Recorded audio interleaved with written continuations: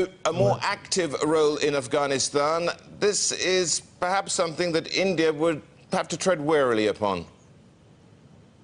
We have to distinguish between the role that India has been playing thus far, which largely centers on development aid. India is the fifth largest donor to Afghanistan and has been pursuing what it considers to be a benign presence in Afghanistan, an aid-based presence, which assists in the development and which is perceived well by the people of Afghanistan.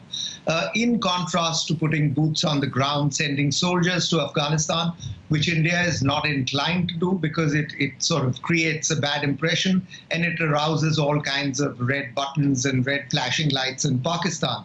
So India has basically agreed to do more by way of development aid, but has made it absolutely clear that it would not be putting boots on the ground.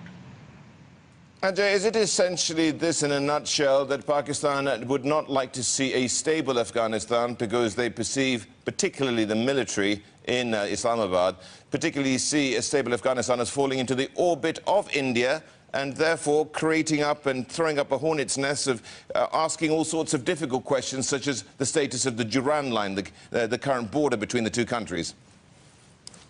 Well, Afghanistan-Pakistan relations have always been troubled for the reason that you put out, which was the unsettled boundary on the Durand line, but also because Pakistan has always sought influence in Afghanistan.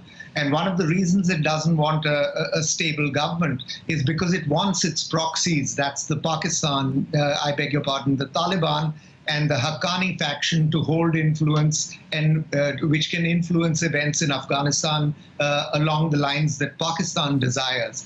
And it certainly does not want an Indian presence because it would be seen as being outflanked on both sides by India.